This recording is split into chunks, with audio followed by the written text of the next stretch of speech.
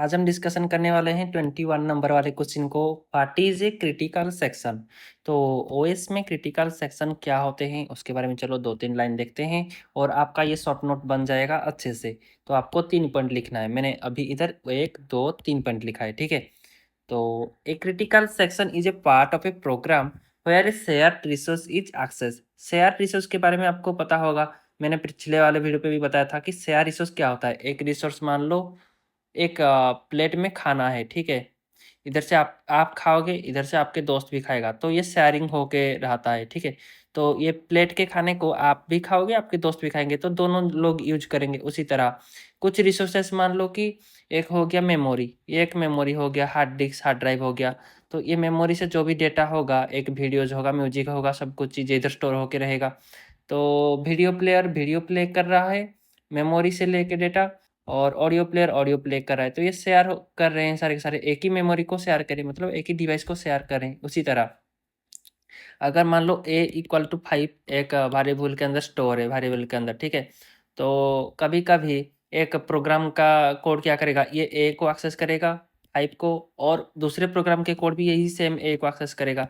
तो ये भी हो गया कि a नाम का जो वेरिएबल है जिसके अंदर 5 स्टोर होके रहा है, वो शेयर होता है 2-3 कामों के लिए, ठीक है।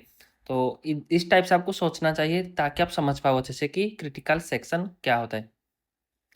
A critical section is a part of a program. ये प्रोग्राम का एक पार्ट होता है। Where a share resource is access, जहाँ पे कि शेयर वाले रिसोर्स, जैसे कि इधर मैंने आपको एग्जांपल दिया अभी, शेयरिंग वाला रिसोर्स जो एक्सेस होता है, ठीक है।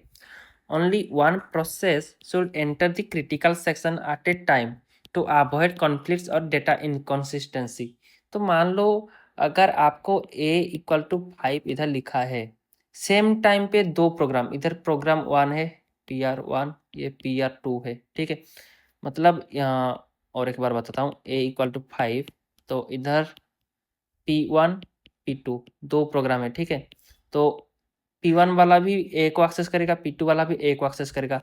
पर कभी बीच में अगर P1 ए को चेंज करके A+1 कर दिया, मतलब 6 कर दिया, तो उसके बाद क्या दिक्कत होगा। P2 को तो 5 नहीं मिलेगा, P2 को तो 6 मिलेगा, ठीक है। तो उसी चीज को अवॉइड करने के लिए only one process should enter, मतलब एक ही टाइम पे एक ही प्रोसेस एंटर करेगा, द क्रिटिकल सेक्शन पे एंटर करेगा। कहाँ पे, क्रिटिकल सेक्शन पे, at a time to avoid conflicts, मतलब कुछ मिस्टेक्स होने के लिए जो भी चीज़ें होता है, मतलब मिस्टेक होने से पहले ही वो अवॉइड करने के लिए ये एक ही टाइम पे एक ही क्रिटिकल सेक्शन पे एक ही चीज़ एंटर करेगा, मतलब एक ही प्रोग्राम एंटर करेगा। और डेटा इनकॉन्सिस्टेंसी, अगर सेम टाइम पे दो प्रोग्राम कर लिए, P1 एंड P2 कर लिए, तो डेटा तो इनकॉन्सिस्टेंसी हो गया, ठीक है। तो उसी चीज़ को बोलते हैं critical section. Critical section problems are common in concurrent programming. Concurrent मतलब क्या, जो पैरेलली चलता है, मतलब सेम टाइम पे एक ही डाटा को दो लोग एक्सेस कर रहे हैं, तो उसको बोलते हैं कॉन्कोरेंट वाला चीज़ है, ठीक है। तो in concurrent programming and require synchronization, तो उसी टाइम पे क्या करना होगा, जब मान लो एक है P1 और एक है P2, ठीक है। P1 एक प्रोग्राम है, P2 एक प्रोग्राम है।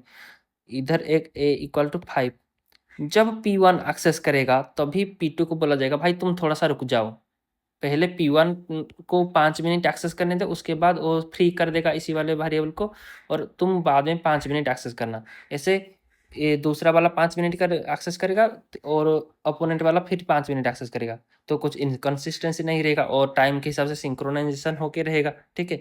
तो क्रिटिकल सेक्शन एक्चुअली में कहता क्या है, क्रिटिकल सेक्शन ये कहता है कि आपको एक ही डेटा को एक ही टाइम पे दो लोग एक्सेस नहीं कर सकते, अगर करते भी है तो उस पे सिंक्रोनाइजेशन होना चाहिए, टाइम शेयरिंग जैसे काम करना चाहिए, नहीं तो भाई इनकॉन्सिस्टेंसी आएगा और कॉन्फ्लिक्ट्स आएगा, तो चीज़ें सारे के सारे गलत हो सकते हैं, ठीक है। तो होप आप सबको ये वाला शॉर्ट नोट समझ आ गया होगा। तो मिलता हूँ आपको नेक्स्ट वीडियो पे, तब तक के लिए थैंक यू।